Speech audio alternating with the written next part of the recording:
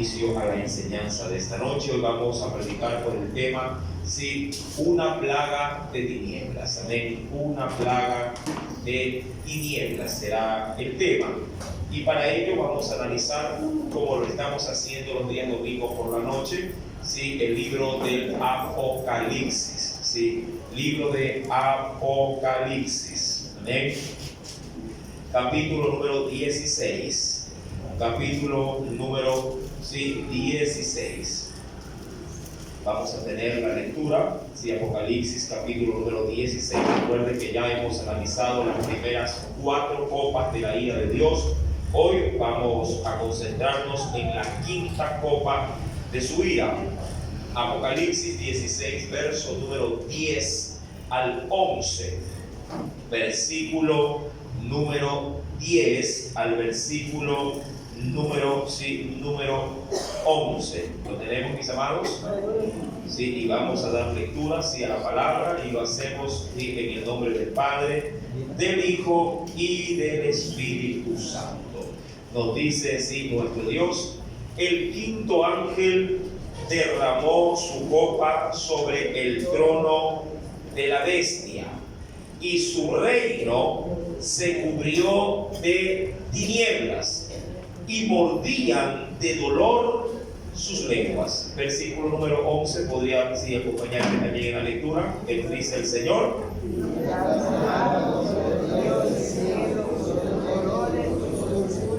y no se arrepintieron, sí, de sus obras. Amén. Hasta ahí la lectura de la palabra. Vamos, por favor, hagamos una breve oración y pongamos esta enseñanza en las manos poderosas de nuestro amado Espíritu Santo. Amén. Sí, Padre amado, una vez más en el nombre de Cristo Jesús, agradecidos nuevamente porque nos permites estar aquí, Señor, en tu casa. Prepara, oh Dios, nuestros corazones, prepara, Señor amado, nuestras vidas para poder estar atentos, oh Señor amado, a lo que usted tenga que decirnos en esta gloriosa noche.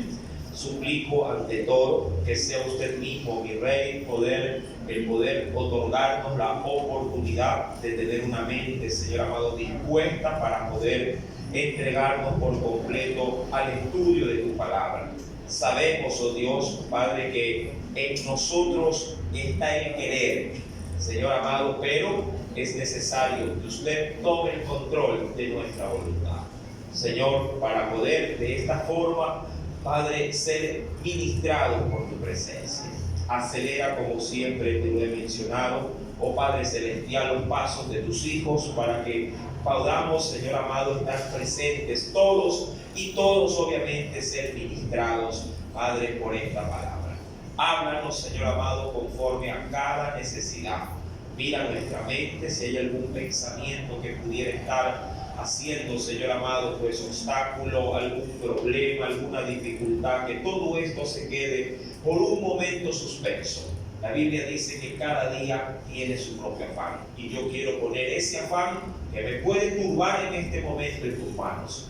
Señor, permíteme pues con toda disposición poder manifestar mi atención y, cómo no, mi disposición para poder seguir el consejo de tu palabra. Señor, te lo imploro y al mismo tiempo te lo agradezco en el nombre de Jesús de Nazaret. Amén y amén.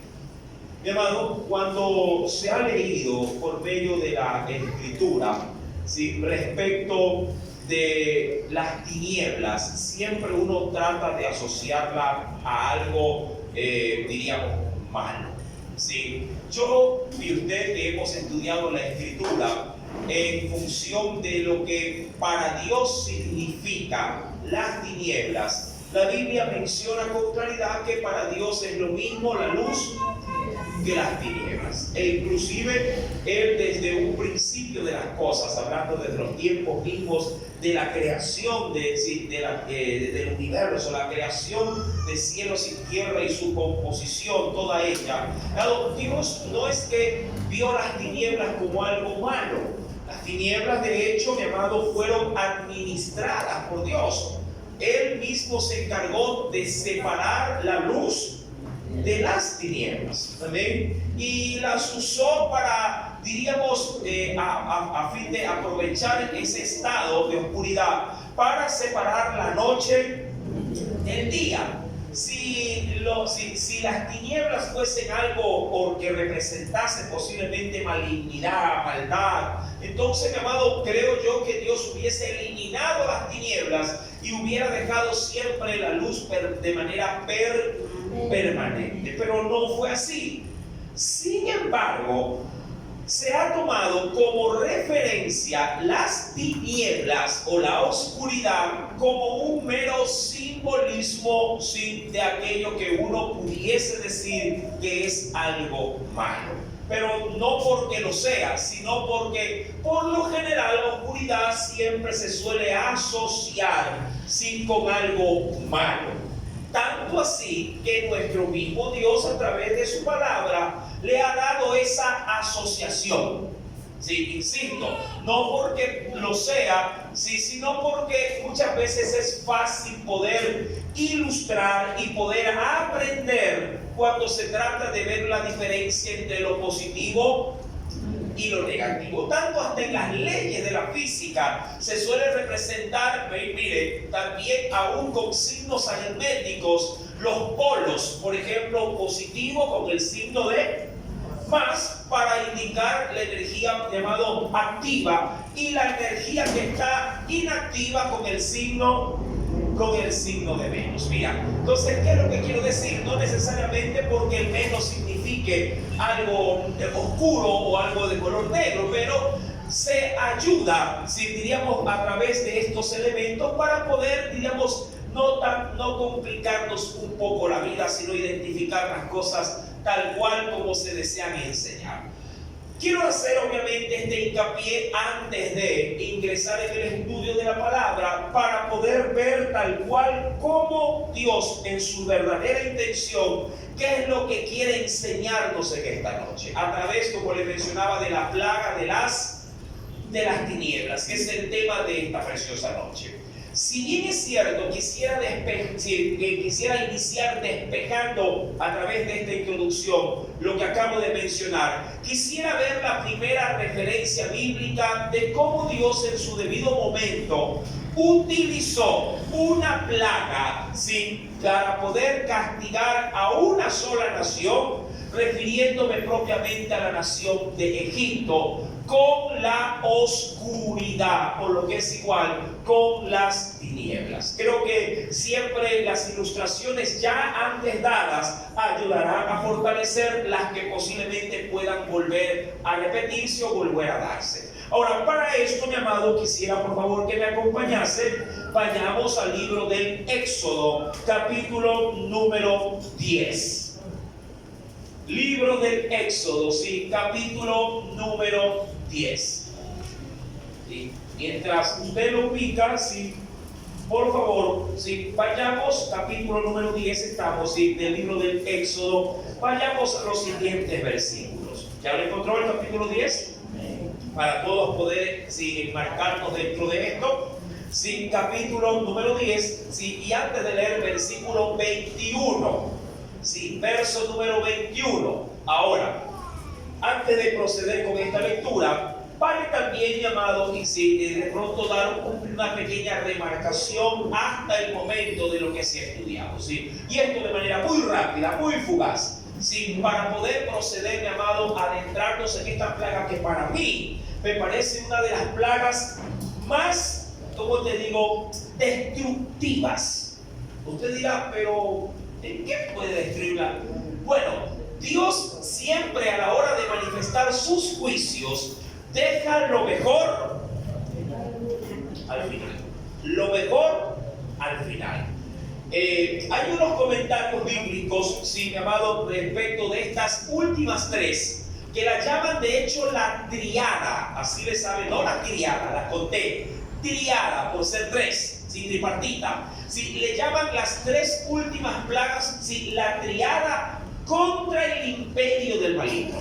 Contra el imperio del maligno. Sí, es importante dar esta pauta, hermanos, como previa, antes de comenzar ya a desarrollar con los versículos bíblicos, sí, el tema a tratar. Esta triada, mi amado, conllevará de parte de Dios un enfoque especial sobre el reino de las tinieblas, el cual ha dado lugar para ser durante el periodo de la gran tribulación, previo a esto y en medio y después de esto, ser, diríamos, el objeto esencial y principal de culto.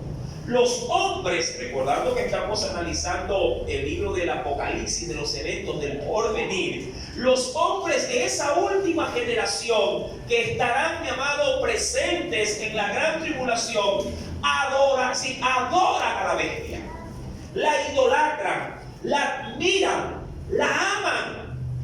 Usted dirá, ¿cómo es posible? Bueno, ya lo hemos visto en el desarrollo que sí, mi amado, tendrá la aceptación de la sociedad, tendrá el amparo y la cobertura y el respaldo de toda la raza humana.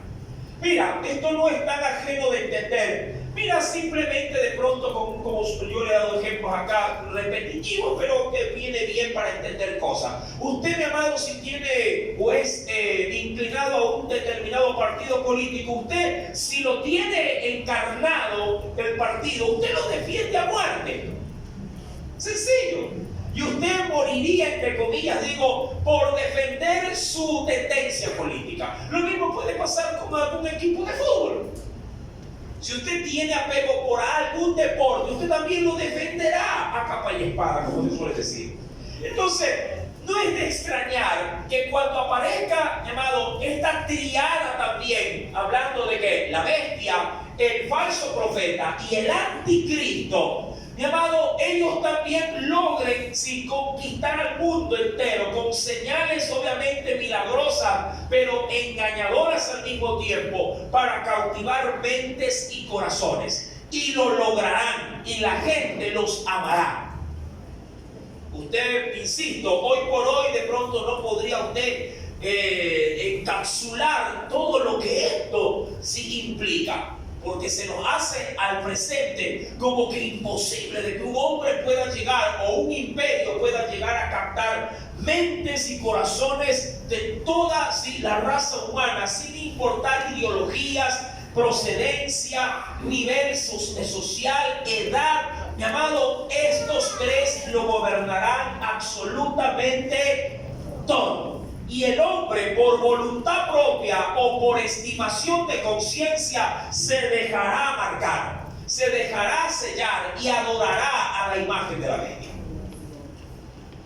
Dicho todo esto, vuelvo a Éxodo capítulo 10, verso 21, y veamos como un ejemplo de partida cómo Dios hizo por primera vez, llamado una plaga contra una nación, un imperio, para poderla castigar. Y dice el Señor, versículo número 21, Jehová Dios dijo a Moisés: extiende tu mano hacia el cielo, para que haya tinieblas sobre la tierra de Egipto, tanto que cualquiera, ojo con esta expresión, tanto que cualquiera las palpe. Ojo con estos términos. Tanto que cualquiera las palpe. Dicen en otras versiones bíblicas, tanto que cualquiera las pueda llegar hasta tocar. Claro, esto es figurativo. Sin embargo, si se menciona un término, diríamos, algo mucho más cercano. Tanto que cualquiera las palpe. Verso número 22, léelo por favor. ¿Qué nos dice?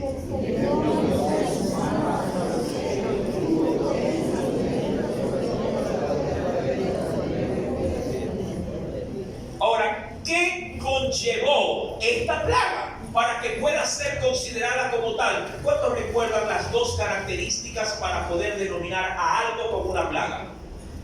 ¿Puedes tomar la lección? Dos. Tiene que ser a nivel global. En este caso, a nivel de todo el mundo. Ya, bueno, tiene que ser, bueno, la primera característica tiene que ser algo que podría denominarse como abundante, copioso. Pero ¿qué más? La segunda característica. Ya tengo la primera. A ver, alguien que ayude a mi hermana. Vamos, no me digan que se olvidó. ¿Cuál es la segunda característica? Tiene que ser destructiva o dañina. ¿Sí? Tiene que ser destructiva y dañina. Primeramente, como característica, debe de ser abundante, debe de ser algo que genere, si se dé en mucho número. Segundo, debe de ser destructiva. Si de lo contrario, no se lo podría encasillar bajo la regla de una plaga. Amén. Ahora, en Egipto, mi amado, fue abundante porque lo sufrió toda una nación. Y dos, ocasionó mucho daño. Usted dirá, pero ¿cómo podemos ir? Bueno, vamos a verlo. Dice pues el Señor, en el capítulo 10, versículo sin número, ahora número 22, y extendió, dice la Escritura, ¿qué cosa? Extendió Moisés su mano hacia el cielo y hubo densas tinieblas, ¿sí?, sobre toda la tierra de Egipto. Esta fue obviamente una plaga que tuvo un tiempo de durabilidad. ¿Por cuánto tiempo dice la Escritura? Por 3 días. Versículo número 23. Ninguno vio a su prójimo, ni nadie se levantó de su lugar en 3 días. Mas todos los hijos de Israel tenían luz. ¿Pero dónde tenían luz? En sus habitaciones. Ahora, yo le pregunto a usted, llamado, hablando de estas plagas, que hablando ya básicamente, ahí están las cosas. ¿Sí? Llamado, hablando propiamente de esta plaga, ¿dónde usted ve la destrucción? Vamos, quisiera opiniones. Vuelva a leer, por favor, el versículo número 23. 3 días duró esta plaga. 3 días. Pregunto, ¿dónde está el daño ocasionado? ¿Qué dice el versículo 23? Ninguno vio a su prójimo, ni nadie se levantó de su lugar en 3 días. Mas todos los hijos de Israel tenían luz en sus habitaciones. Y ojo, tan grave fue este asunto, tan severo fue, que en esta plaga no hubo advertencia. A diferencia de otras plagas, de las 10 que hubo en Egipto, a diferencia de esas otras plagas, esta plaga no fue advertida. Esta plaga vino. Y cuando la plaga se dio, llamado, Faraón mandó a llamar a Moisés, pidiendo, solicitando, rogándole que se levante esta plaga. Es decir, que se la quite del medio de la casa del territorio de Egipto. Pero pregunto, ¿dónde está el daño? A ver, uno por uno. A ver, vamos a ver mi hermana Bessie. Ya, el daño está en haber tanta niebla. Las personas no podían moverse, no podían hacer sus actividades, no podían cuidar de su ganado, de sus hijos, no podían absolutamente nada. O sea, Excelente análisis. Al estar en casa, metidos todo el santo y bendito día, nadie podía producir ni un solo centavo. Mira, cuando hay paro, cuando hay huelga, ¿cuántos millones se pierden en una nación? ¿Ah? ¿Cuántos? $1,000. Decenas de millones, bueno, dependiendo de la nación, cientos de millones de dólares diario.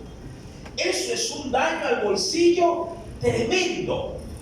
Pregunto, claro, pasando esa esfera, ese ambiente al nuestro, imagínate, mi amado hermano, que te quedes en completa tiniebla, en plena operación. ¿Ah? ¿Cómo te quedas tú ahí? Suturando ahí. Y ¡poc! Se va la luz. Ah, se te muere el paciente, hermano. Se te muere el paciente. Amado, es importante reconocer que esto afectó de manera, a manera de economía, golpeó severamente toda la situación del mover comercial de la nación. Murió. 3 días, mi amado, no pudieron hacer absolutamente nada. Mi amado, dice en la misma versión, en el mismo texto de Éxodo capítulo 10, insisto, versículo número 21. Quiero dar algo a entender respecto de lo que dice la Nueva Versión Internacional. En el versículo número 23 dice: durante este tiempo, dice la versión internacional, durante este tiempo los egipcios no podían verse unos a otros, ni moverse de su sitio. Sin embargo, en todos los hogares israelitas había luz. Es decir, que en Egipto las tinieblas eran tan densas, tan espesas, que si se prendía una vela, la luz no alcanzaba a poder irradiarse siquiera más allá del lugar de donde estaba la llama encendida. Yo creo que tengo por aquí una fotografía, bueno, en este caso, disculpe si me adelanto, cierro los ojos porque no lo vean. Bueno, por ahí va la cosa, ¿ya? Sí, aquí creo que por acá hay otra más. Ahí.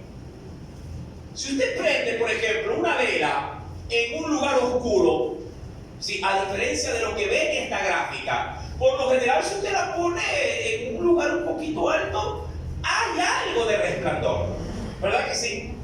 Hay algo de resplandor, pero las tinieblas a las que Dios va a llamar para entrar sobre el imperio del maligno, ojo, sobre todo su imperio. La pregunta es clave: ¿hasta dónde abarca el imperio de Satanás en los tiempos de la gran tribulación? Y la respuesta es una sola: a todo el mundo. Porque Satanás, llamado a través de esta triada también diabólica, la bestia, el falso profeta y el anticristo, ha conquistado para sí a toda nación, toda tribu, todo pueblo, toda lengua. Eso significa que hasta donde abarque su dominio, hasta allá abarcará también, ¿qué cosa? La plaga de las tinieblas. La Escritura, mi amado, si terminando de dar este aspecto a manera del primer ejemplo, capítulo número 10, versículo número 24, dice: entonces Faraón hizo llamar a Moisés y le dijo: id, servid a Jehová, solamente te queden vuestras ovejas y vuestras vacas, vayan también vuestros niños con vosotros. Y Moisés respondió: tú también nos darás sacrificio. Bueno, y ahí continúa la charla. Sin embargo, mi amado, ¿qué es lo que quiero resaltar? Faraón se vio obligado a decirle a Moisés de que se levante esta plaga. Ahora, cuando yo voy nuevamente al texto de la Escritura, Apocalipsis capítulo 16. Hermano, si volvemos nuevamente, por favor, acompáñenme. Apocalipsis capítulo número 16, versículo número 10. Este ángel, mi amado, que derrama, dice la Escritura, su copa, la derrama en un lugar en particular, o por lo menos desde allí empieza. ¿Dónde dice la Escritura, mi amado, que la derrama esta copa? ¿A dónde? Dice la Escritura, verso 10: el quinto ángel derramó su copa, dice aquí, sobre el trono de la bestia, y su reino se cubrió de tinieblas hasta el punto de que, dice la Biblia, de morder de dolor sus lenguas. Ahora, aquí hay que hacer un análisis concienzudo. Ahora, primer punto, veamos dónde está el trono de Satanás. Yo creo que es importante de pronto analizar dónde se va a radicar el trono de Satanás. Cuando yo voy a la Escritura, acompáñenme por favor, venga conmigo y veamos algo especial dentro de este primer texto. Cuando vamos, y acompáñenme por favor a la segunda carta de Tesalonicenses, venga conmigo. Segundo libro de Tesalonicenses, vamos a leer el capítulo número 2. Capítulo número 2. ¿Lo tenemos, mi amado? Segundo libro de Tesalonicenses, capítulo número 2, versículo número 3 al 4. Versículo 3 al 4. ¿Qué nos dice el Espíritu Santo? ¿Lo tenemos? segunda carta de Tesalonicenses, capítulo número 2, versículo número 3 al 4. Dice el Espíritu de Dios: nadie os engañe en ninguna manera. Hablando del advenimiento del anticristo, dice: porque no vendrá sin que antes venga, ¿qué cosa? La apostasía, es decir, mi amado hermano, sin el negar de la fe de muchos cristianos. Eso es la apostasía.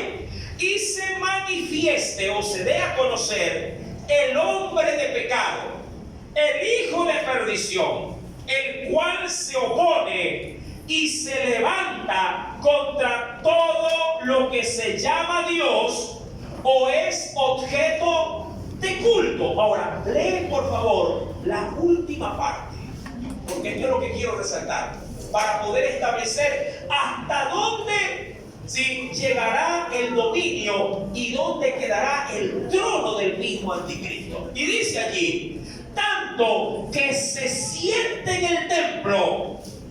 ¿De quién? De Dios. Como Dios, haciéndose pasar por Dios. Quiero que entienda esta parte, mi hermano. Sí, es decir, que cuando Dios derrame esta copa, mi amado, tendrá, diríamos, un punto de origen donde Dios la vaya a derramar. Ahora, ¿por qué tendrá que ser de esta forma? Yo quisiera recordar algo que ya se estudió.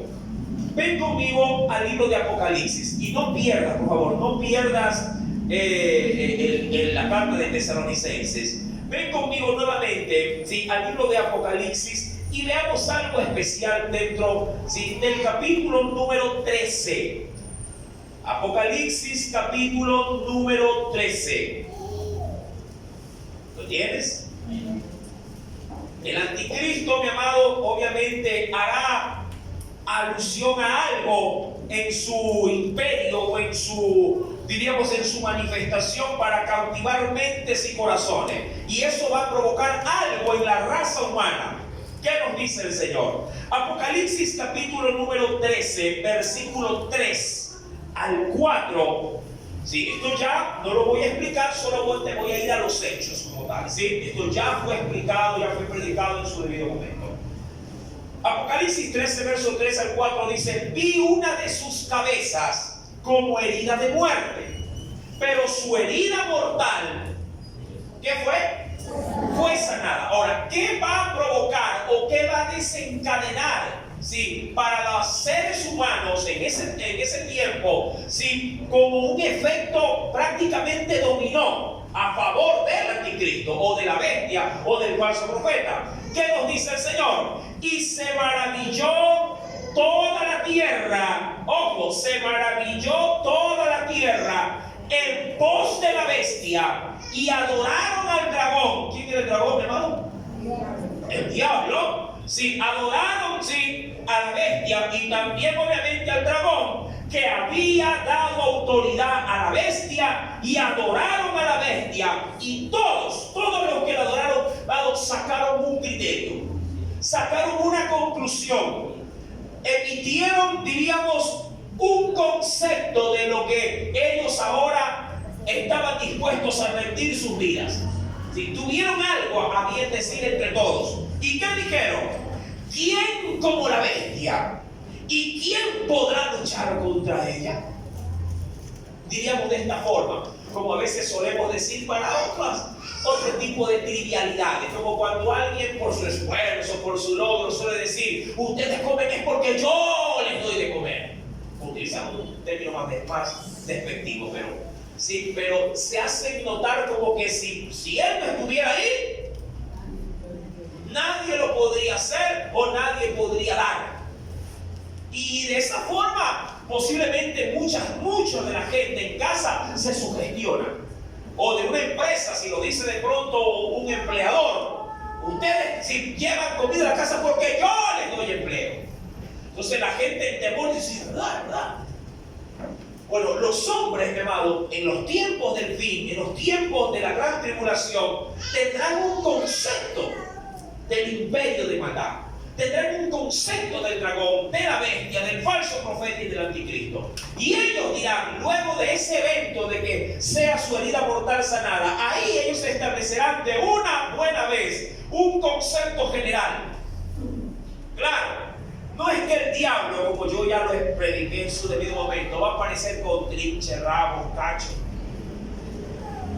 Amado, si algo va a hacer Satanás para poder cautivar mentes y corazones, es presentar un imperio y un representante de ese imperio llamado tan jovial, tan simpático, tan autoritarista también, pero tan políglota, dado que será un cautivador de mentes y de corazones. Y la gente vendrá, por decirlo exageradamente, babeando ante él. Mucho más si él se va a manifestar con grandes señales, milagros portentosos, maravillosos. Será obviamente como lo dirá, por eso volvamos ahora nuevamente a 2 de Tesalonicenses, capítulo 2, ¿se acuerdan? Le dije que no lo pierda, verso 3 al 4. ¿Qué decía el texto, mi amado? ¿Qué decía el texto? Nadie os engañe en ninguna manera, porque no vendrá sin que antes venga la apostasía, es decir, sin que antes pueda afectar primeramente a la iglesia, porque solo se puede apostatar cuando se está en la fe. El que no esté en la fe, mi amado, no tiene nada de qué apostatar, nada tiene de qué negar. Pero el que está en la fe y obviamente por alguna situación se aparta de esa fe, entonces ha apostatado. Eso es la apostasía, negar la fe. Entonces la Escritura aún más nos dice, si en la parte final, hablando de el que se va a levantar en los tiempos finales, dice que este hombre se va a oponer y se va a levantar contra todo lo que se llama Dios o es objeto de culto, claro, de culto a Dios. Tanto que para poder lograr su objetivo va a hacer dos cosas. Primero, tanto que se va a atrever a sentarse, dice, ¿en dónde? En el templo de Dios, como Dios, haciéndose pasar por Dios. Ahora, quienes lo vean ahí, mi amado, también lo van a adorar como Dios. Y en su criterio general, ¿qué cosa diría mi amado hermano? Como se leía ya en Apocalipsis 13, ¿qué dirá la gente de este ser o de este imperio allí puesto? ¿Qué dirá? ¿Quién? Como la bestia. ¿Qué más dirá? ¿Quién podrá levantarse contra él? Es decir, a este no lo saca nadie. Es tan poderoso, tiene tanta fuerza, tiene tanta aceptación, que este será el, si diríamos así, el régimen que va a gobernar a todo ser viviente.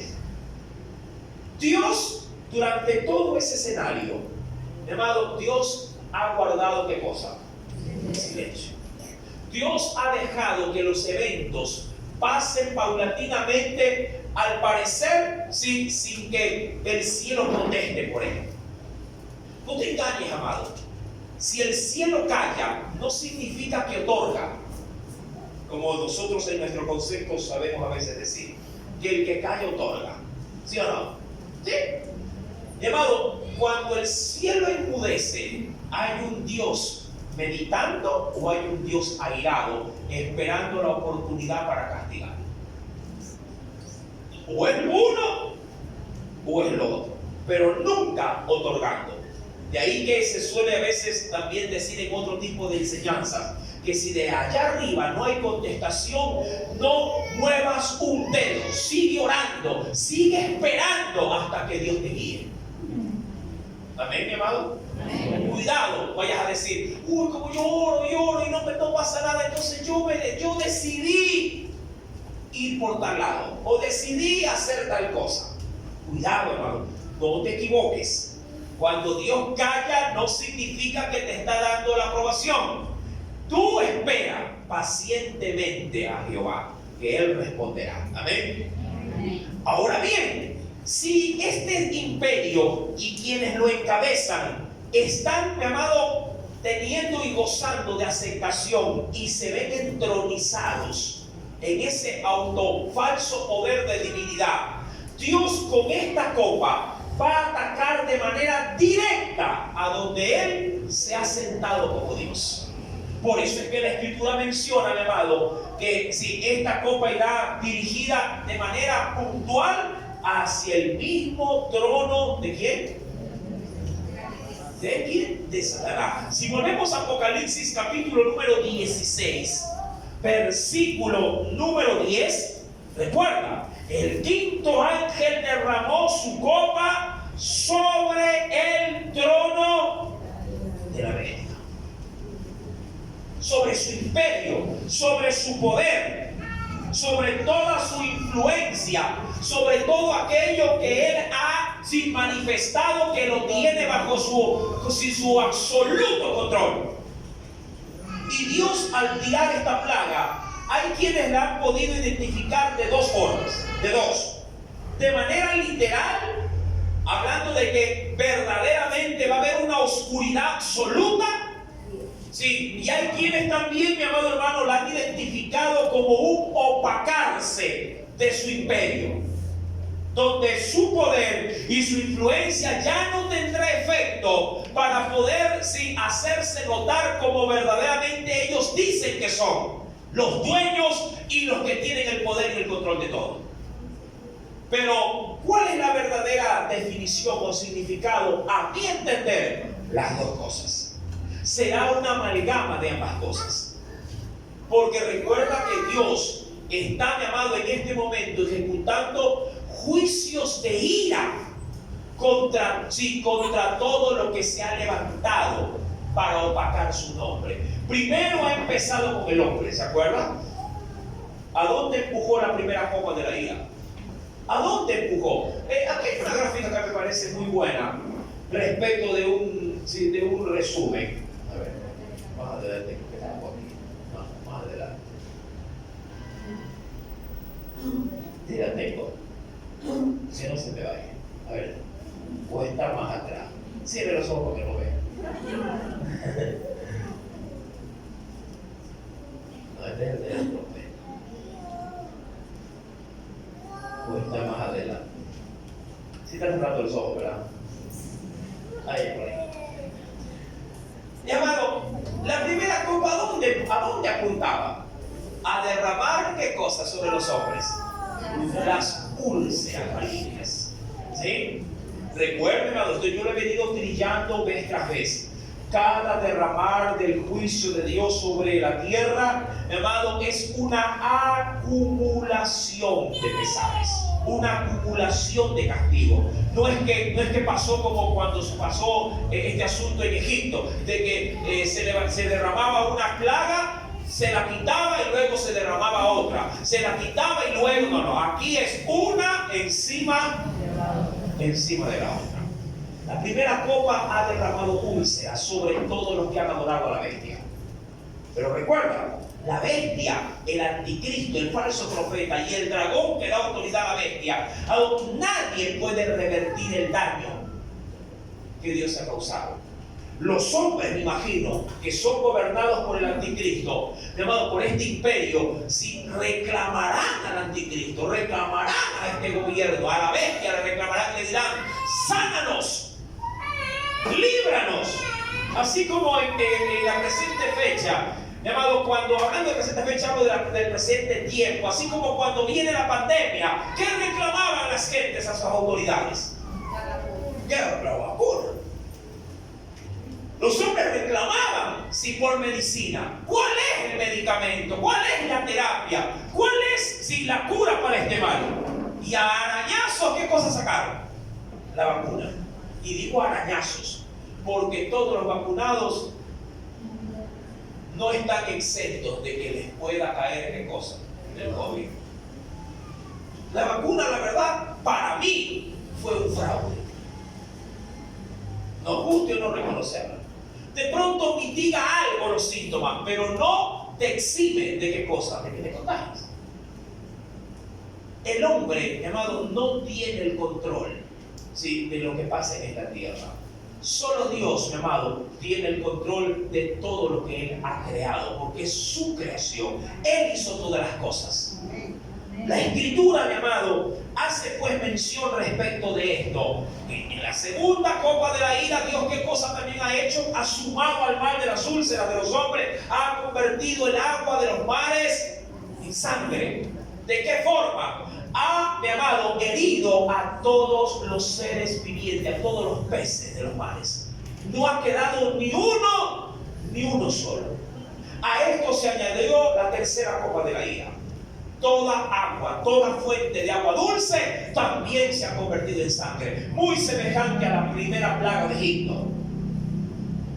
En el cuarto, mi amado hermano, los hombres están tostados, parecen carbones.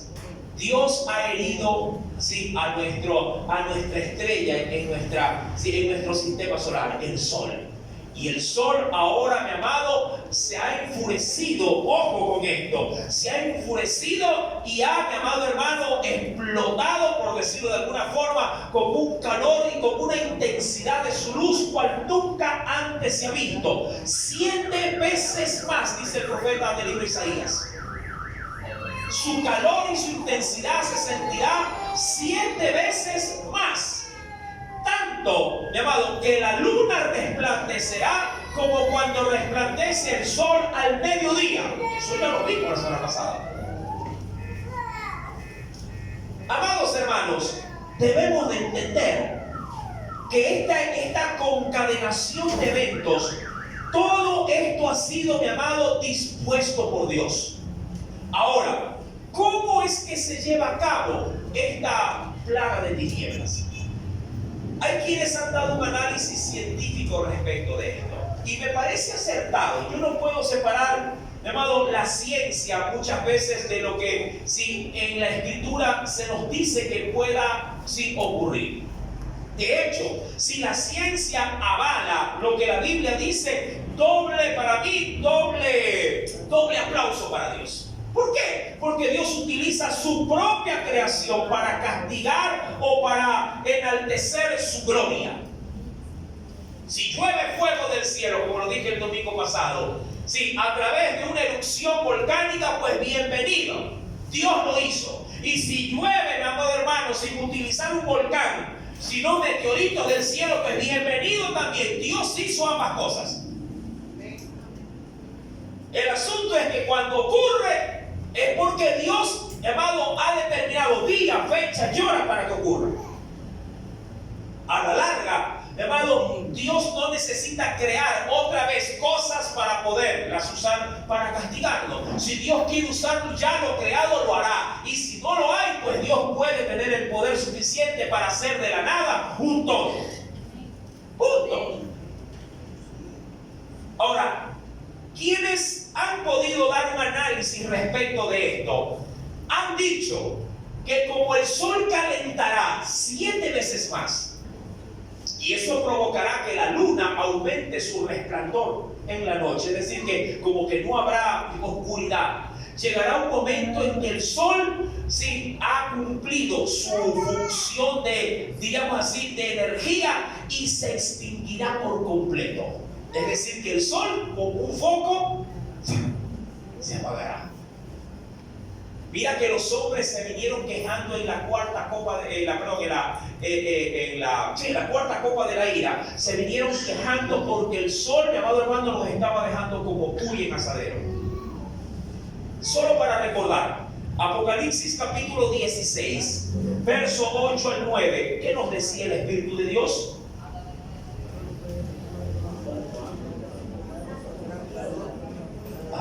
¿Qué nos dice, mi amado? Dice el Espíritu Santo: los hombres se quemaron. Bueno, desde el 8 al 9, perdón. El cuarto ángel derramó su copa sobre el sol, al cual fue dado quemar a los hombres con fuego.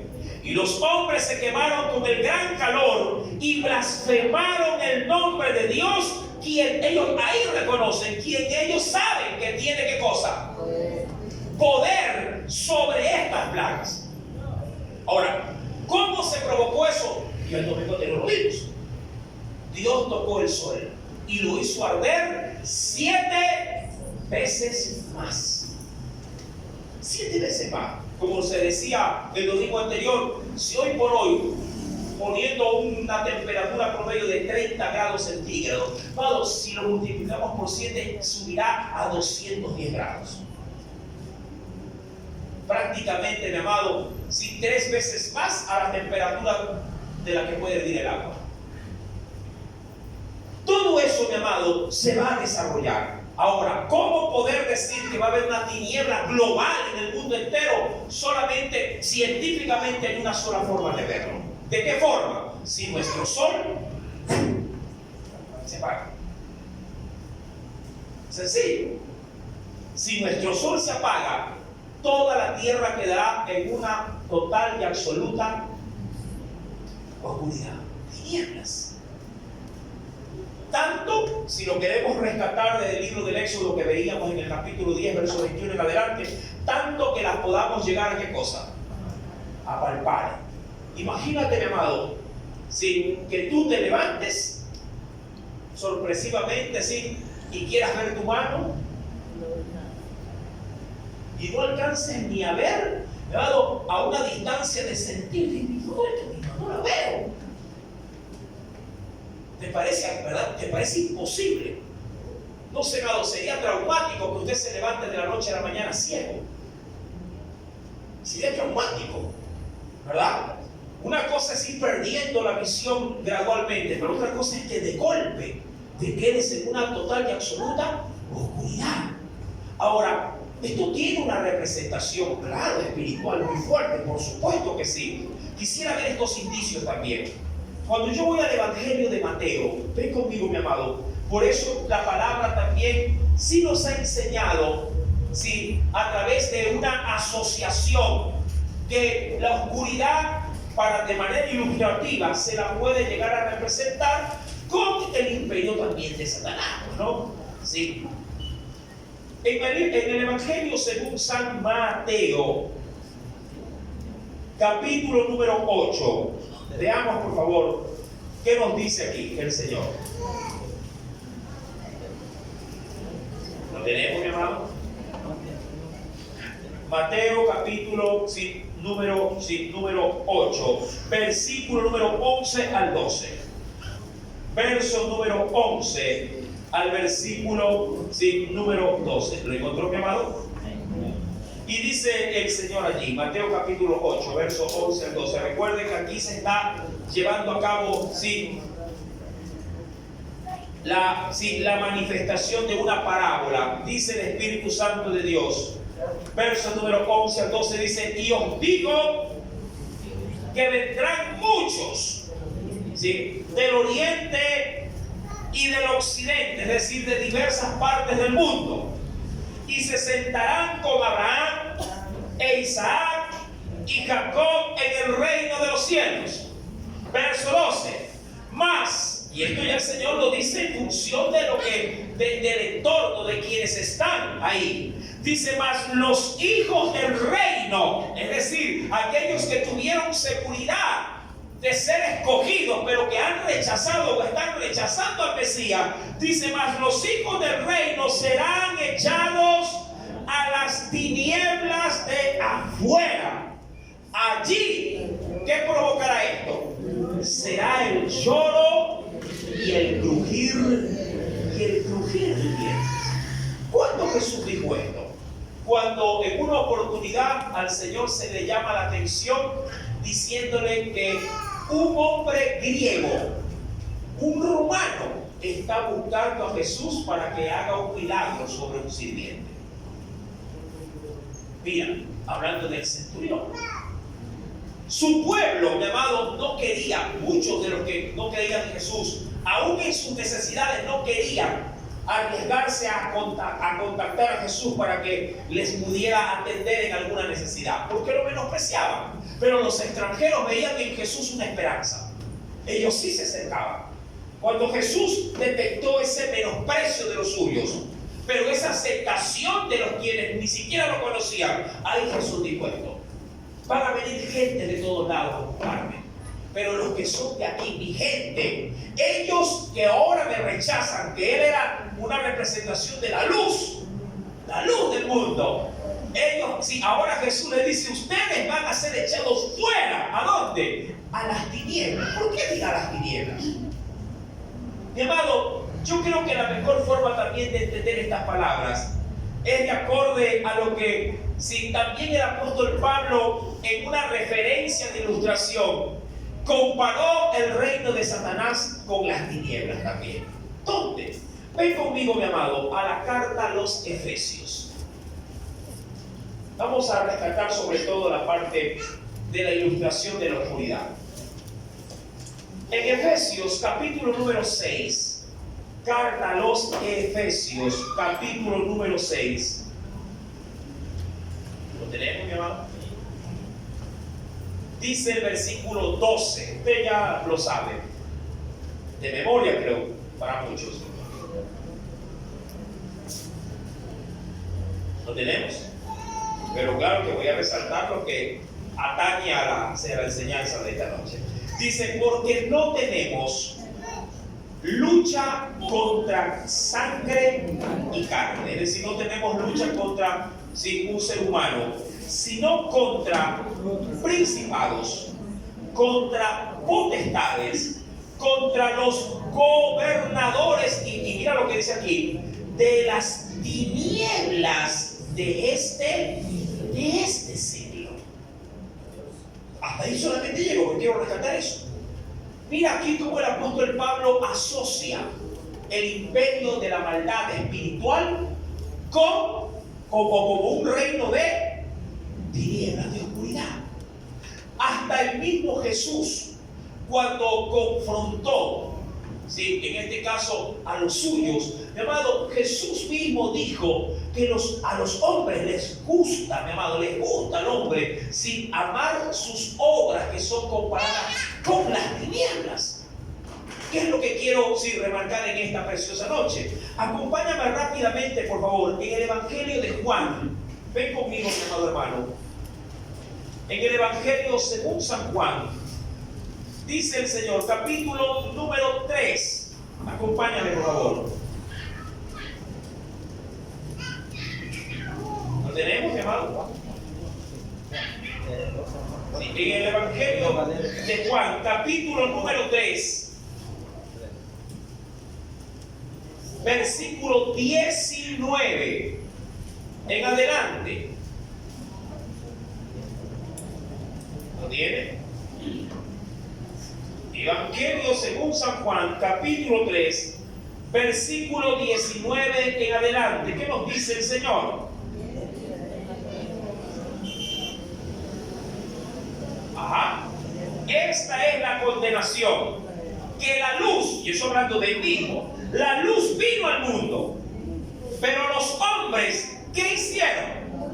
Amaron, dice allí, más las tinieblas, claro, asociando las tinieblas con el reino de Satanás. Amaron más las tinieblas que la luz.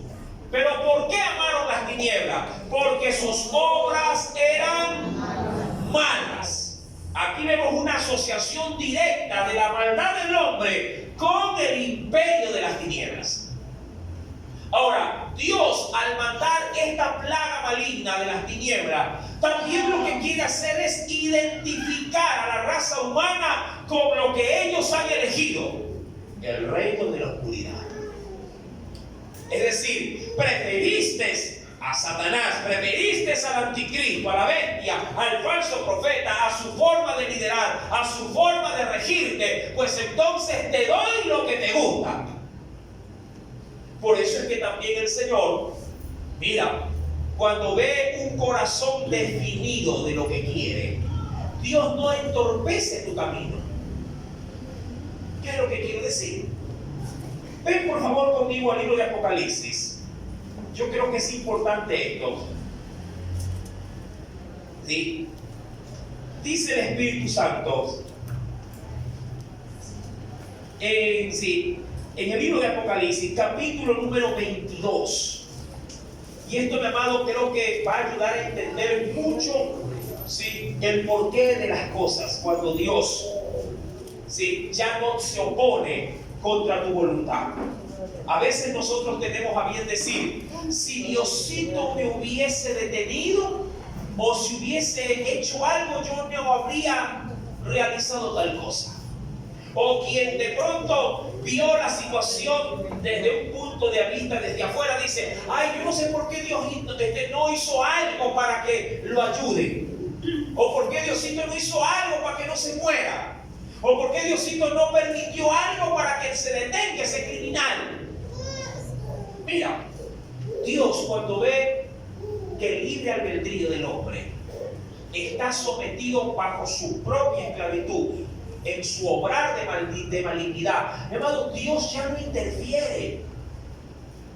Dios jamás te va a obligar a amarle a Él. Dios jamás te va a obligar a que tú abandones sin tu conciencia cauterizada para que te vuelvas a Él. Si tú te dejas arrastrar por tu concupiscencia, Dios ya no te lo va a privar, no te lo va a detener. Y este texto, mi amado, así lo aclara. En Apocalipsis 22, verso 11, mira cómo Dios, mi amado, nos desnuda en cuanto a nuestro proceder. Mira que cuando alguien ya toma una decisión, ni un padre, ni una madre, ni un abuelo, ni un hijo, ni un nieto, nada, mi amado, nada va a hacer cambiar la decisión de la persona. Como cuando alguien dice, me voy a matar, me voy a quitar la vida, y lo hace. Una madre puede estar guindada del cuello, no te mates, te detendrá unos días, pero cuando él ya tomó la decisión, lo hace. Como cuando alguien quiere venganza, y no descansa hasta lograr su cometido. Apocalipsis 22, verso 11, lee y dice, mira lo que dice el Señor. El que es injusto, ojo, no está diciendo que todavía es rescatable. No, esta persona ya está definida. ¿Bajo qué parámetros? Su injusticia lo identifica. El que es injusto, ¿qué dice el Señor? Conviértase a mí, arrepiéntase, que cuidado, papito, te va a pasar. No. Dios ya vio la determinación. Usted es lo que es. Usted es injusto. Y el que lo es, sea injusto todavía. Cosa curiosa. Mira, en familia, me refiero en el aspecto familiar, siempre tomo escenario familiar porque es lo que convivimos, es lo que mayormente nos sirve como punto de partida para ilustrar las cosas. Cuando uno sabe lo que tiene en casa, como cuando un padre, hay padres que son muy honestos y dicen, mi hijo es vago. Y a la verdad, decir que vaya a estudiar es tirar la plata. Entonces yo a él ya no le insisto, ya no le digo nada. ¿Por qué? Porque él ya sabe lo que tiene. Cuando un padre se quiere llenar de falsas y vanas esperanzas, dice, ay, yo espero que un día mi hijo prospere, trabaje, estudie esto. De verdad, sí, que ella tiene la criatura. Ella tiene 35, pero algún día se le pasó el tren hace rato ese individuo. ¿Me entienden? Pero cuando uno está consciente de que hay cosas que el hombre determina y que no le da vuelta atrás a sus decisiones, mi amado, no hay quien pueda interrumpir eso. Y dice el Señor, el que es injusto, sea injusto todavía. Y el que es inmundo, ¿qué dice el Señor? Sea inmundo todavía. Es decir, define lo que ya sé que eres. Defínelo más. Practícalo más. Pero también dice que el que es justo, otro tipo de definirse. ¿Qué dice el Señor? Practique la justicia. Y el que es santo, santifíquese todavía. Es decir, remarque también eso en su vida. ¿Por qué, mi amado? Mira, yo creo que Dios, ya leído en este prácticamente el último capítulo de la Biblia, Dios prácticamente lo que no quiere es que tú te golpees el pecho cuando Dios esté haciendo los juicios. Aun cuando lo va a ver mucha gente que dirá, Señor, ¿pero por qué? ¿Por qué tanta oscuridad? ¿Por qué tanto castigo? ¿Por qué tanta reprensión tuya? No entiendo, dirá. Dios dice, pero ¿qué que no sabes cómo vive? ¿No sabes qué es lo que habla? ¿Cómo es tu accionar? ¿Acaso te has desentendido de todas tus decisiones, de todos tus errores, tus equivocaciones, tu rebeldía, que siempre hiciste lo que te dio la regalada gana en esta vida, y ahora que yo te estoy castigando por todo lo que has hecho, por el menosprecio que me has tenido, ahora me dices que ¿por qué?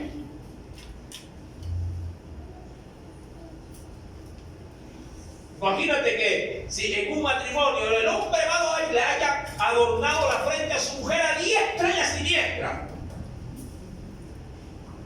la mató de hambre, la mató a golpe también, que de pronto en esa situación, si él llegue un día a su casa y ya no vea ni un trapo de su mujer guindado en el closet, no hay nada, se haya llevado todo lo suyo y a sus hijos, y que el hombre atrevidamente diga: pastor, no sé qué pasó. No sabe qué cosa, no sabe qué pasó. Si no entiendo por qué me han dejado. Salud. No entiendo por qué pasó, no entiendo qué ocurrió.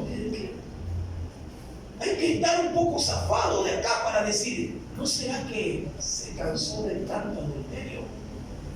¿No será que se cansó de tanta miseria, de tanto golpe? ¿No será? Mi amado, lo que se siembra, se cosecha. Tú siembras eso. Si tú siembras en tu vida alejarte de Dios y concentrarte solo en tu propio deseo, en tu propio placer, hermano, ¿por qué luego cuando nos pasan las cosas le podríamos decir: Señor, ¿por qué? ¿Por qué? ¿Por qué? Porque soy un rebelde, soy un desobediente, porque cuando se trata de hacer lo correcto, hago lo que me es más fácil. ¿Y qué es lo más fácil? Vivir alejado de tu gracia. Claro, siempre buscar de Dios, mi amado, siempre será a través de un esfuerzo. El solo hecho de estar aquí ya es, mi amado, un esfuerzo. Porque muchos preferirían estar, ¿verdad?, acostados, con los pies elevados, viendo en pantalla gigante algo, comiendo canguil, mi amado, y bostezando. Eso es más fácil. Eso es lo que el cuerpo pide. Cuando Dios, mi amado, desencadena este suceso de eventos de castigo, mi amado, Dios le da al hombre lo que el hombre merece. Punto. Y el hombre en esta plaga, ¿qué es lo que merece? Merece estar viviendo con lo que su estilo de vida ha escogido. ¿Y qué ha escogido? Una vida de oscuridad. Como ya lo leíamos en el Evangelio de Juan, que los hombres amaron más las tinieblas que la luz. Entonces, si el hombre amó más las tinieblas, mi amado hermano, obviamente, ahora que lo vive, ahora que lo palpa, ahora que lo está confrontando, ¿por qué protesta? Cuando vamos a la Escritura, volviendo a Apocalipsis capítulo número 16, dice el Espíritu Santo, versículo número 11, mira cómo capítulo 16, verso 10, en la parte final, dice el Señor, y ahí también tenemos dentro de la gráfica, dice: y su reino, todo su reino, el reino de Satanás, identificado ya por estos seres que les he mencionado, su reino se cubrió de tinieblas y mordían. Todos ellos, ¿qué cosa dice la Biblia que pasaba? Mordían de dolor, dice allí, su lengua. Esto lo leo en el mismo texto, pero en la nueva versión internacional. Dice en el versículo 10, en la parte final: y la gente se mordía la lengua de dolor. Dicho semejante. Mordían su lengua. Ahora, hay un énfasis dentro de este pasaje, un énfasis que lo da también a reconocer un comentarista bíblico que quisiera aprovechar para leer esta parte sí, especial. Y él dice: las tinieblas de la quinta copa son, dijo este análisis, son una previa, es decir, son un pequeño anticipo, dice, del mismo infierno, el cual es descrito por Jesús en muchas oportunidades como las tinieblas de afuera. Dios utilizó siempre la expresión a la hora de ilustrar algunas enseñanzas, ¿sí? Haciendo énfasis para decirle al final de alguna enseñanza: irán a las tinieblas de afuera, donde será el llanto y el crujir de dientes, que no es otra cosa más que el lago de fuego y azufre. Entonces, estas tinieblas, mi amado, son comparadas por este análisis de parte de este autor, dado como que si el hombre a través de esta plaga va a experimentar un pequeño anticipo de lo que va a esperarle de manera definitiva. Y argumenta más diciendo: a aquellos que bajo el juicio de Dios en esta copa son, sí, como que si estuviesen palpando a las orillas del lago de fuego y azufre. ¿Qué cosa? Su tormento. Una oscuridad, llamado permanente, los ha envuelto. No pueden verse, llamado, ni ellos mismos, ni alzando sus manos delante de su rostro pueden ver sus dedos.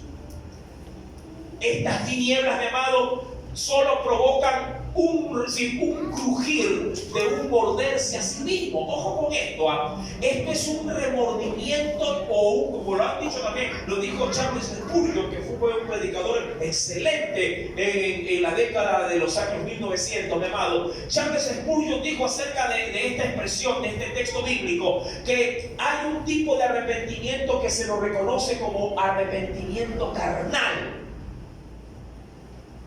El morderse las lenguas de dolor, llamado, no conlleva un nuevo nacimiento, conlleva simplemente un ardor de impotencia que te hace ser otro hombre. Mira que hay mucha gente que dice: yo voy a cambiar, hermano, yo voy a cambiar, ya no voy a ser alcohólico, voy a cambiar, voy a dejar el trago. Y hay gente que podría cambiar, podría hacerlo. Pero muertos ellos, dejando el trago, igual seguirán yendo al infierno. ¿Por qué? Si ya dejó la bebida. Sí, es que mudó su corazón para ser otro hombre, pero no para ser un nuevo hombre. Una diferencia. Dios no quiere que tú seas otro hombre. Dios quiere que tú seas un nuevo hombre. Lo que nace de la carne sigue siendo carnal. Hay mucha gente que puede decir: ya está bien, en un matrimonio, está bien, ya no te voy a maltratar, voy a ser diferente. Pero la esposa al final puede igual arrojar la toalla. ¿Pero por qué si ya no te pega, no te maltrata? Sí, pero no me ama, yo siento que no me ama.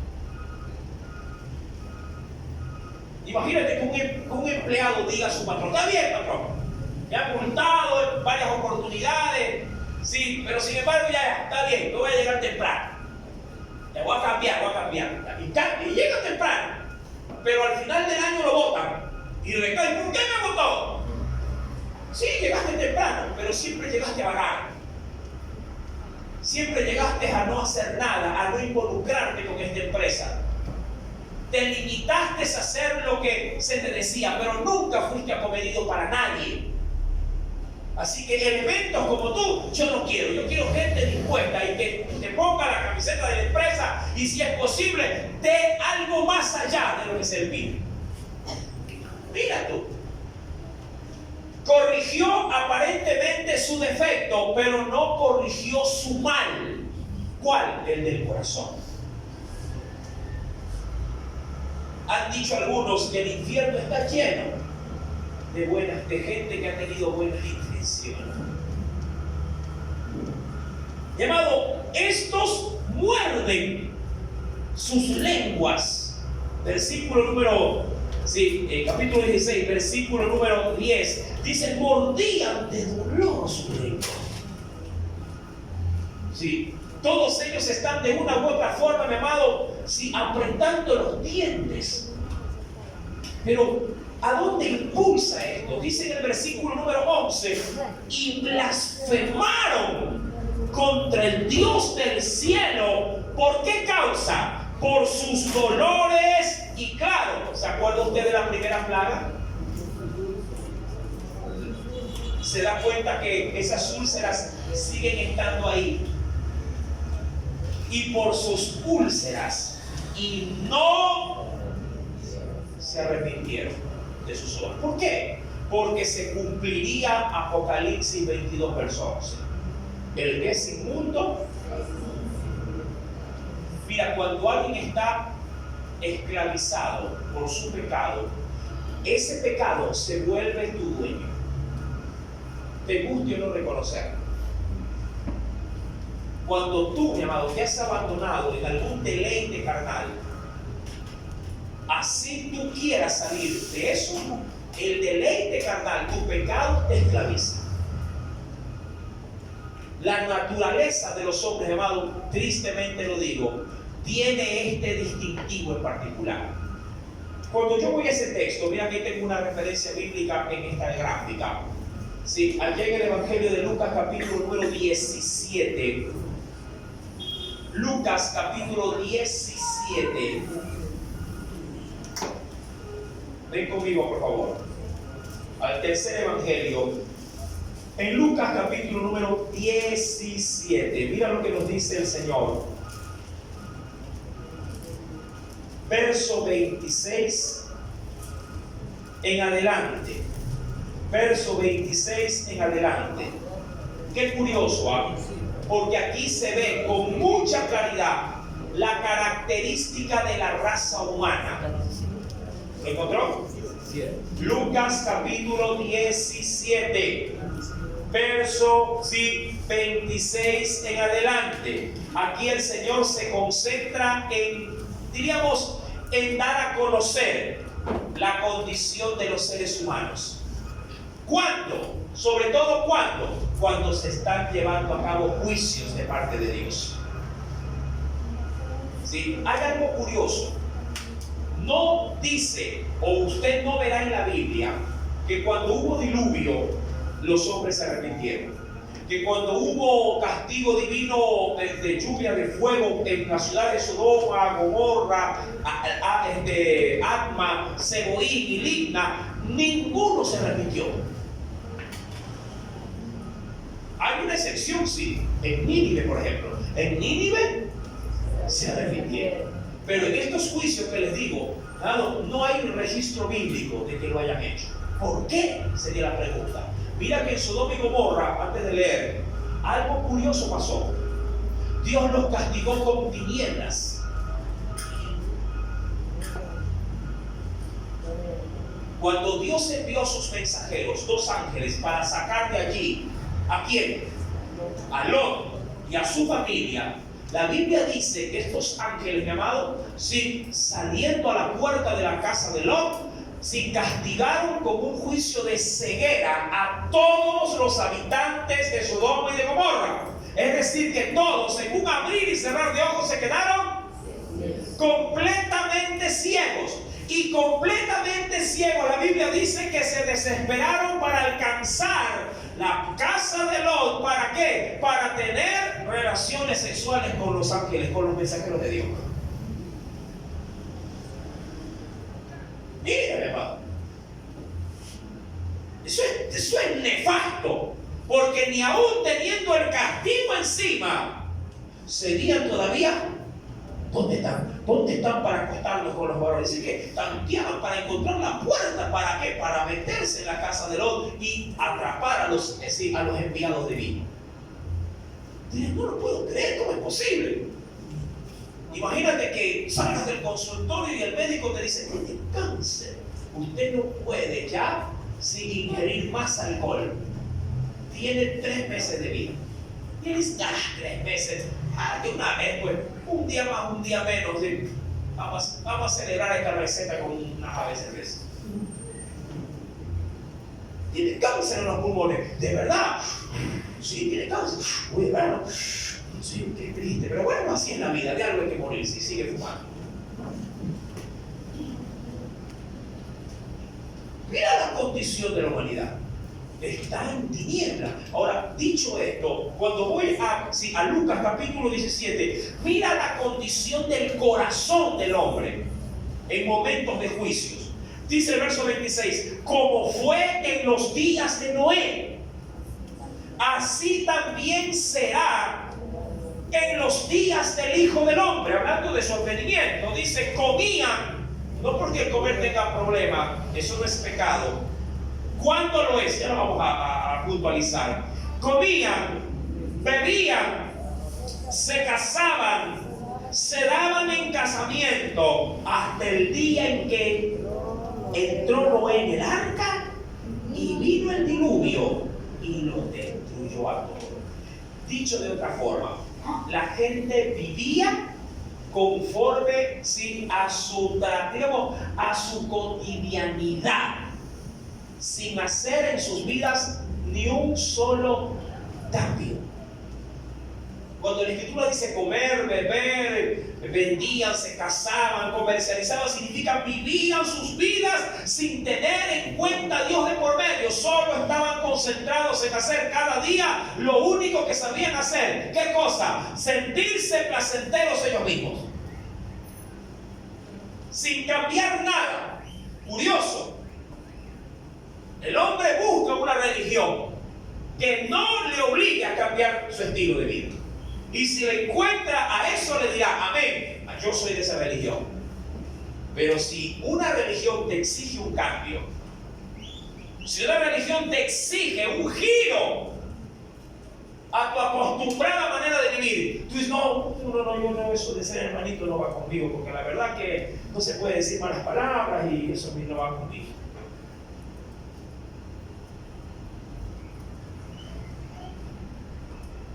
En el verso 27 dice, comían, bebían, se casaban, se daban en casamiento hasta el día que Noé, que entró en el arca, vino el diluvio y los destruyó a todos. Verso 28, así mismo sucedió en los días de Lot.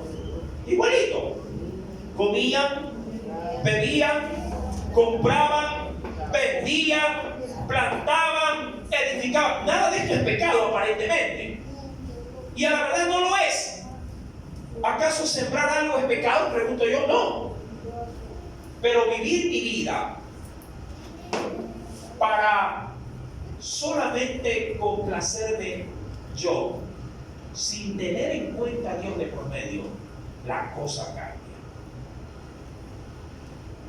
Tú ya has visto por medio de otros estudios que Dios hizo al ser humano. En Hechos de los Apóstoles está, capítulo 17, si no me falla la memoria. Llamado, respecto de que Dios cuando creó al hombre lo hizo, ¿para qué? ¿Para qué lo hizo? ¿Para qué lo hizo? ¿Para qué? Sí, para alabarlo, pero de manera concreta. Mi amado, ahí yo tengo, ya lo leo, pero, mi amado, es necesario entender algo. Dios no puso al hombre en la tierra para que el hombre se olvide de su creador. Ten cuidado. No vayas en pos de lo que Dios te dio. Ojo, aquí hay una confusión terrible por parte de los seres humanos, todos los seres humanos. Ir en pos de lo que Dios nos ha dado para administrar. Usted tiene que estar pendiente de su creador.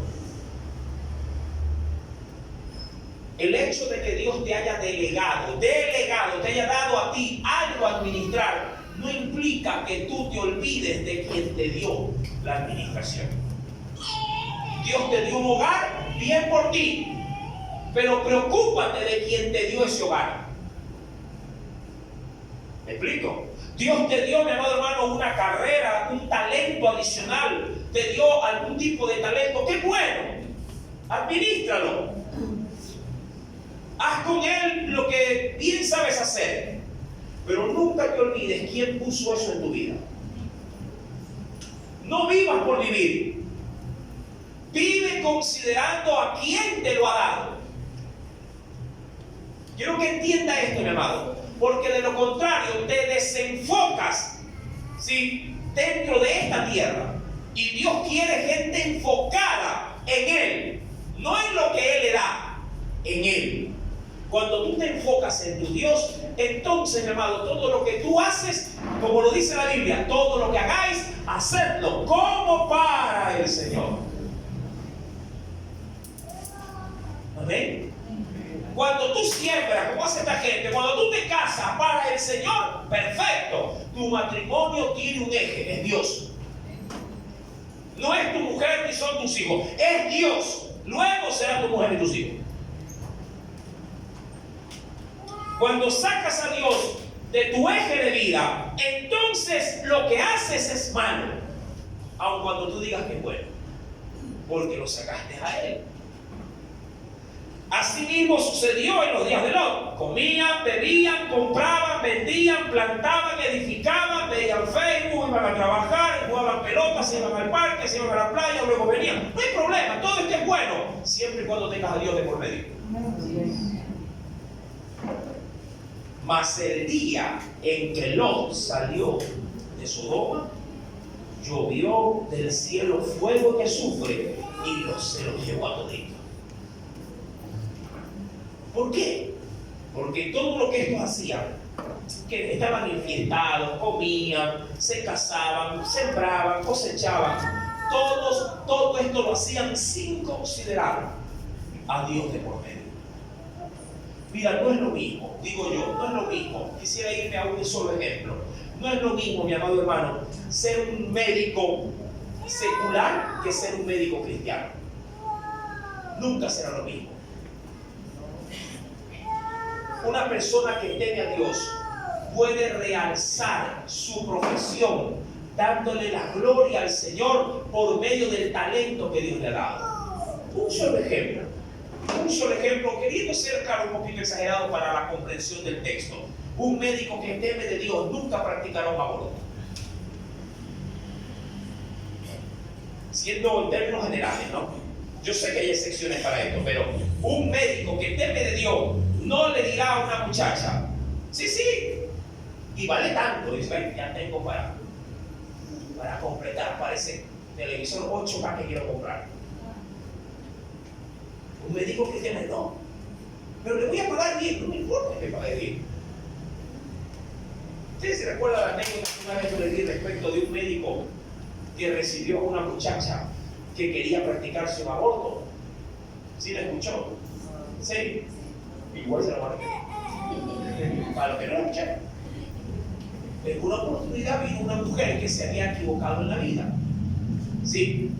Ella frecuentó un médico, sí, pero para esto ella ya tenía un muchacho. Lleva unos 10 años. Y llevó al muchacho porque no tenía con quién dejarlo.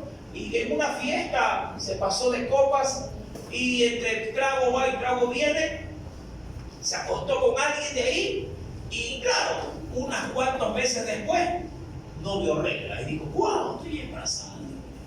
Se hace la prueba y efectivamente. Le dijo, ¿qué hago? Ya con este muchacho de 10 años estoy atorada. Que venga otro, me malogra.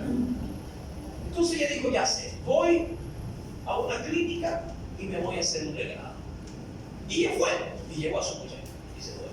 Pidió la consulta, ¿sí? Le dijo a la enfermera para qué era. Y ella, con duda, segura, sí, ¿estás segura? Sí, tranquila. Y el médico la recibió. Le dijo, señorita, ¿qué le puedo ayudar? Y ella me dijo, vengo a resolver un problema. Vengo a resolver un problema de verdad. ¿Cuál es su problema? Como usted verá, aquí le he traído un análisis y el cual sí, dice que estoy en estado de gestación. Y la verdad yo he venido por una sola cosa y quiero saber si usted me va a ayudar a mí para no perder mi tiempo en este lugar. Y el verdad dice, sí, yo la puedo ayudar, tengo el médico. Por supuesto que sí. Usted viene y antes de decir, ¿se puede sacar un ratito del bolsillo? Claro. Y lo sacó. Le digo, ahora que estamos solos, sí, nuevamente le confirmo, yo le puedo resolver su problema, yo puedo matar a su hijo, le digo él. ¿De verdad? Sí. ¿Y cuánto cree usted que me va a cobrar? Antes de darle un precio, déjeme decirle, sí, que esto que usted va a hacer está penado por la ley, le digo. No le hablo de Dios, le pedí para cristiano, no le hablo de Dios. Bueno, sí, yo lo sé, pero Yo ya no aguanto más, dice así. ¿Qué me hago con dos? Con dos hijos. ¿Qué me hago? Digo, mire, pero ¿está segura? Mire que su hijo tiene vida. Su hijo puede desarrollarse en esta tierra y hasta ser una persona de eminencia y puede ayudarle inclusive a salir de cualquier crisis. Solo hay que tener un poquito de paciencia y no, yo ya conozco ese cuento, digo yo. Lo único que yo he venido aquí es para que usted mate a este muchacho. Perfecto, le dice. ¿Cuál es el nombre de su hijo? Todavía no nace, doctor. No, me refiero a su hijo de 10 años, porque si yo voy a matar a alguien será de a 10. ¿Cómo es posible que usted mate a mi hijo? ¡Qué inconsciente, qué insensible! Tiene 10 años, ¿cómo lo va a matar? ¡Ah! Dijo él. ¿Y cree que no tengo conciencia para matar al que está ahí adentro? La inconsciente es usted. Tanto derecho y tanto valor tiene el hijo de 10 como el hijo que tiene 3 meses allá adentro. Váyase de aquí, insensata. Y la mató otra. Pero el corazón del hombre, mi amado, entra en razón cuando de maldad se trata. Dios dice en su palabra que los hombres viven, mi amado, sin ningún tipo de temor. Aun cuando el juicio esté encima, mi amado, las tinieblas prevalecen sobre ellos. Así dice el verso 30, será el día en que el Hijo del Hombre se manifieste. Amados hermanos, concluyendo, Dios va a derramar esta copa.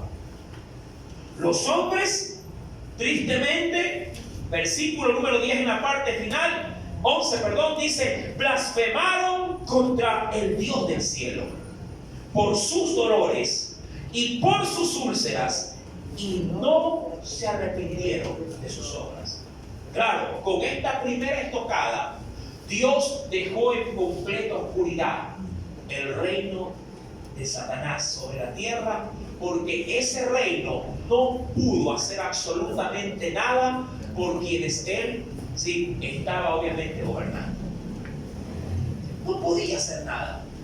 Dios, a través de esta copa de ira, va a ridiculizar el imperio de las tinieblas, haciéndoles perder de parte de sus seguidores sí, las expectativas que esto le pueda brindar. Qué curioso, mi amado. Es triste ver cómo nuestra sociedad pone en un altar a quien en el momento de tu juicio, de tu problema, de tu enfermedad, no te puede extender ni un solo centavo de ella. Pero ahí tú pones tu esperanza. Ahí, en las redes sociales, en Facebook, el día que estés tú enfermo, ¿quién te va a pasar la pastilla? El Facebook. Cuando caigas postrado, cuando estés desempleado, ¿quién va a venir a tu rescate? WhatsApp. Los TikTok van a venir. Los YouTubers van a venir. Los influencers. Ahí como perros arrepentidos con la cola entre las piernas. Señor, perdóname. Ahí vas a buscar. Mi amado, no te desenfoques. Lo que se ve será destruido. No va a prevalecer, pero lo que no se ve, dice la Biblia, es eterno. Y ese es el verdadero reino, no de Satanás, el reino de Dios y su justicia. Eso va a prevalecer por la eternidad. Oremos a nuestro Dios. Padre, en el dulce nombre de Jesús. Gracias.